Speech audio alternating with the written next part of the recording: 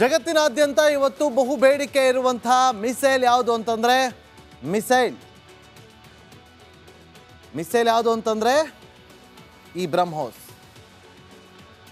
ಭಾರತ ಇದನ್ನ ಬಳಸೋದಕ್ಕೆ ಒಂದು ಕಾರಣ ಇದೆ. ಇವತ್ತು ವೆಟರನ್ಸ್ಗಳು ತುಂಬ ಜನ ರಿಪಬ್ಲಿಕ್ ಕನ್ನಡದ ಸ್ಟುಡಿಯೋದಲ್ಲಿ ಕೂತು ಮಾತಾಡ್ತಾ ಇದ್ರು. ಇದೆಲ್ಲವೂ ಕೂಡ ಒಂದಷ್ಟು ಪ್ರಾಕ್ಟೀಸ್ ಅನ್ನ ಮಾಡುವಂಥ ಕೆಲಸವನ್ನ ಭಾರತ ಮಾಡಿದೆ. ಪಾಕಿಸ್ತಾನ ಅದಕ್ಕೆ ಒಂದು ಅನುವು ಮಾಡಿಕೊಟ್ಟಿದೆ. ಹಾಗಾಗಿ ನಾವು ಪಾಕಿಸ್ತಾನಕ್ಕೆ ಥ್ಯಾಂಕ್ಸ್ ಹೇಳೋಣ ಅಂತೇಳಿ. ಪಾಕ್ ಮೇಲೆ ದಾಳಿಗೆ ಬ್ರಹ್ಮೋಸ್ ಅನ್ನ ಬಳಸ್ತಾರೆ. ಅದಕ್ಕೆ ಒಂದು ಕಾರಣ ಇದೆ. ಭಾರತ ಸುಮ್ಮನೆ ಯಾವುದೇ ಒಂದು ಸ್ಟೆಪ್ ಅನ್ನ ತೆಗೆದುಕೊಳ್ಳೋದಿಲ್ಲ. ಆ ಸ್ಟೆಪ್ ಅನ್ನ ತೆಗೆದುಕೊಂಡ್ರೆ ಅದಕ್ಕೊಂದು ಪ್ರಮುಖವಾದಂಥ ಕಾರಣ ಇದ್ದೇ ಇರುತ್ತೆ.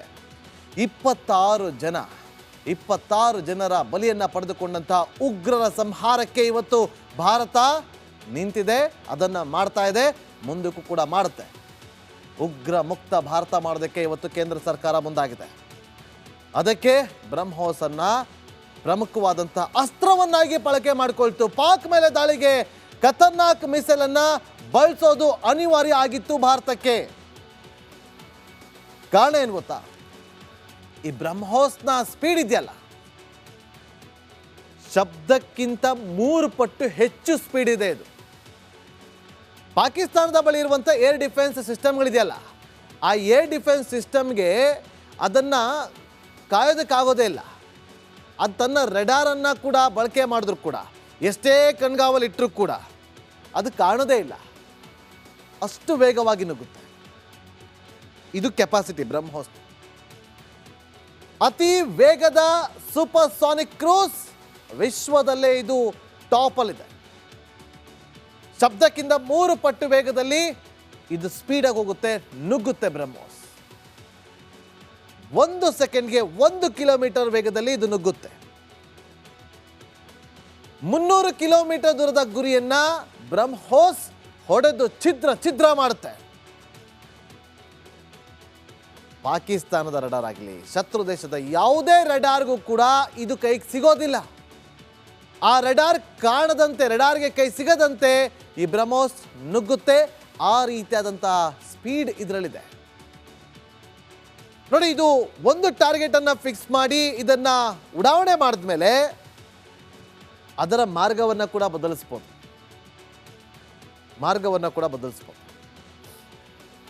ಹಾಗಾಗಿ 15 ಬ್ರಹ್ಮೋಸ್ ಅನ್ನ ಬಳಸಿ 11 ನೆಲೆಗಳನ್ನು ನಾಶ ಮಾಡಲಾಗಿದೆ. ಪಾಕಿಸ್ತಾನದ ಏರ್ಬೇಸ್ ಜೊತೆಗೆ ಪಾಕಿಸ್ತಾನದಲ್ಲಿದ್ದಂಥ ಉಗ್ರ ನೆಲೆಗಳನ್ನು ಕೂಡ ಛಿದ್ರ ಮಾಡಲಾಗಿದೆ. ನೂರ್ಖಾನ್ ಏರ್ಬೇಸ್ ಮೇನ್ ಟಾರ್ಗೆಟ್ LOC ಇಂದ 190 ಕಿಲೋಮೀಟರ್ ದೂರದಲ್ಲಿರೋದಿದು. ಸರ್ಗೋದ ಏರ್ಬೇಸ್ 210 ಕಿಲೋಮೀಟರ್ ದೂರ ಇದೆ LOC ಇಂದ. ಇದನ್ನು ಹೊಡೆದಿದ್ದು ಎಷ್ಟು ನಿಮಿಷದಲ್ಲಿ ಗೊತ್ತಾ? Just 4 minutes. 4 ನಿಮಿಷದಲ್ಲೇ 2 ನೆಲೆಗಳನ್ನು ನಾಶ ಮಾಡಿದೆ ಈ ಬ್ರಹ್ಮೋಸ್. ನೂರ್ಖಾನ್ ಏರ್ಬೇಸ್ ಬರೀ 1 ಬ್ರಹ್ಮೋಸ್ನಿಂದ ನಾಶ ಆಗಿದೆ. ನಂಬ್ತೀರಾ ನೀವು ವೀಕ್ಷಕರೇ? ಇವತ್ತು ಯಾರೇನಾದರೂ ಹೇಳ್ಕೊಂಡ್ಲಿ, ನಮ್ಮ ದೇಶದ ತಾಕತ್ತನ್ನು ನಾವು ಹೇಳ್ಕೊಳ್ತಾ ಇದ್ದೀವಿ. ಇಡೀ ಜಗತ್ತೇ ಕೊಂಡಾಡ್ತಾ ಇದೆ. ಫಿಲಿಪೈನ್ಸ್ ಮೊದಲೇ ಕರ್ಚೀಫ್ ಹಾಕಿದೆ, ನಮಗೆ ಬೇಕೇ ಬೇಕಿದ್ದು, ನಮಗೆ ಕೊಡಿ ಅಂತೇಳಿ. ಅಂಥ ಒಂದು ಶಕ್ತಿಶಾಲಿಯುತವಾದಂಥ ವೆಪನ್ ಇದು. ಒಂದು ವೇಳೆ ಇದನ್ನು 3-4 ಏನಾದರೂ ಬ್ರಹ್ಮೋಸ್ ಅನ್ನ ಆ ನೂರ್ಖಾನ್ ಏರ್ಬೇಸ್ ಅಥವಾ ಸರ್ಗೋದ ಏರ್ಬೇಸ್ ಮೇಲೆ ಹಾರಿಸಿದಿದ್ರೆ ಅರ್ಥ ಮಾಡ್ಕೊಳ್ಳಿ ಇನ್ನು ಎಷ್ಟು ದೊಡ್ಡ ಅನಾಹುತ ಆಗ್ತಾ ಇತ್ತು ಅಂತೇಳಿ. ದೊಡ್ಡ ಅನಾಹುತ ಆಗ್ತಾ ಇತ್ತು. ಹಾಗಾಗಿ ಒಂದನ್ನೇ ಹಾರಿಸಿ ಬಿಟ್ಟಿದ್ದಾರೆ. ಒಂದಕ್ಕೆ ಪಾಕಿಸ್ತಾನ ಮುಟ್ಟಿ ನೋಡಿಕೊಳ್ಳುವಂತೆ ಮಾಡಿದೆ. ಪರಮಾಣು ಕಮಾಂಡರ್ ಸೆಂಟರ್ ಸಂಪೂರ್ಣವಾಗಿ ನಾಶ ಆಗ್ತಾ ಇತ್ತು ವೀಕ್ಷಕರೇ. ಒಂದು ವೇಳೆ ಏನಾದರೂ 3-4 ಈ ಒಂದು ಬ್ರಹ್ಮೋಸ್ ಕ್ಷಿಪಣಿಗಳನ್ನು ಹಾರಿಸಿದ್ರೆ.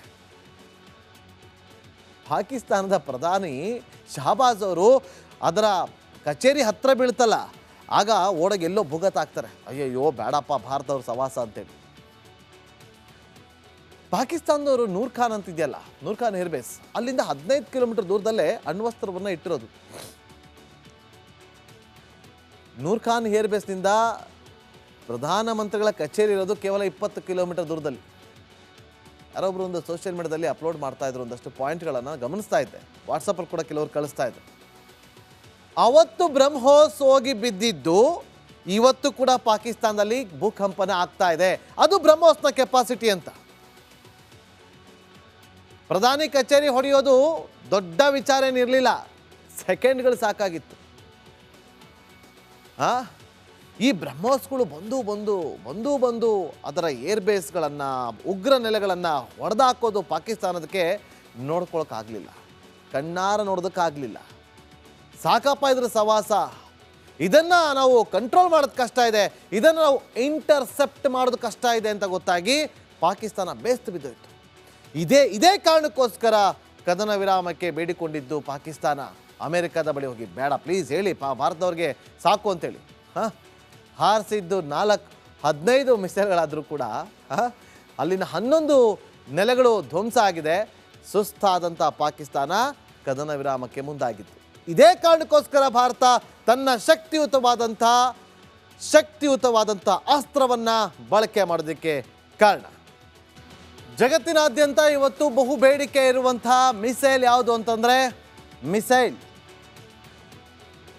ಮಿಸೈಲ್ ಯಾವುದು ಅಂತಂದರೆ ಈ ಬ್ರಹ್ಮೋಸ್.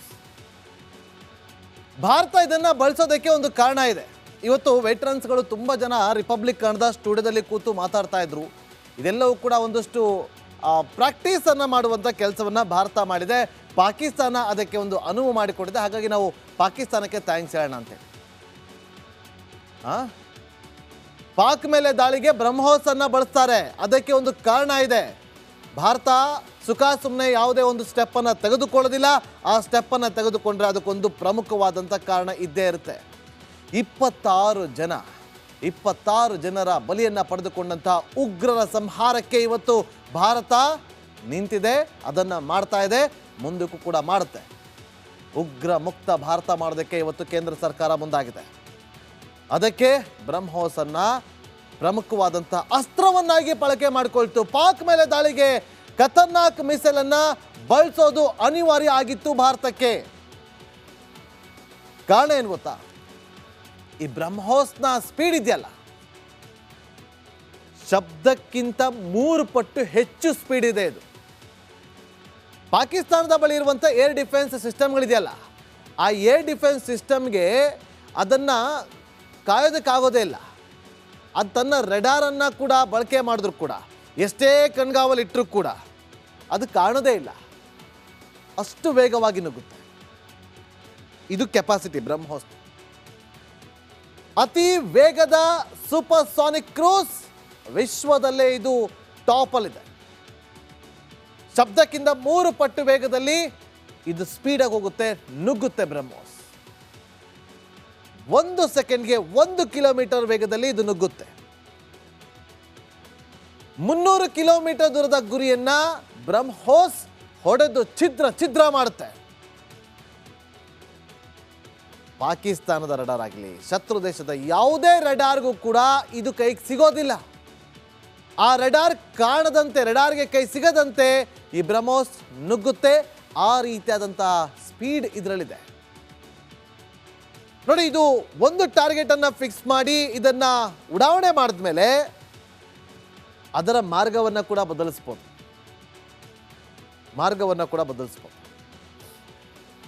ಹಾಗಾಗಿ 15 ಬ್ರಹ್ಮೋಸನ್ನು ಬಳಸಿ 11 ನೆಲೆಗಳನ್ನು ನಾಶ ಮಾಡಲಾಗಿದೆ. ಪಾಕಿಸ್ತಾನದ ಏರ್ಬೇಸ್ ಜೊತೆಗೆ ಪಾಕಿಸ್ತಾನದಲ್ಲಿದ್ದಂಥ ಉಗ್ರ ನೆಲೆಗಳನ್ನು ಕೂಡ ಛಿದ್ರ ಮಾಡಲಾಗಿದೆ. ನೂರ್ಖಾನ್ ಏರ್ಬೇಸ್ ಮೇನ್ ಟಾರ್ಗೆಟ್. LOC ಇಂದ 190 ಕಿಲೋಮೀಟರ್ ದೂರದಲ್ಲಿರೋದಿದ್ದು. ಸರ್ಗೋದ ಏರ್ಬೇಸ್ 210 ಕಿಲೋಮೀಟರ್ ದೂರ ಇದೆ LOC ಇಂದ. ಇದನ್ನು ಹೊಡೆದಿದ್ದು ಎಷ್ಟು ನಿಮಿಷದಲ್ಲಿ ಗೊತ್ತಾ? Just 4 minutes. 4 ನಿಮಿಷದಲ್ಲೇ 2 ನೆಲೆಗಳನ್ನು ನಾಶ ಮಾಡಿದೆ ಈ ಬ್ರಹ್ಮೋಸ್. ನೂರ್ಖಾನ್ ಏರ್ಬೇಸ್ ಬರೀ 1 ಬ್ರಹ್ಮೋಸ್ನಿಂದ ನಾಶ ಆಗಿದೆ. ನಂಬ್ತೀರಾ ನೀವು ವೀಕ್ಷಕರೇ?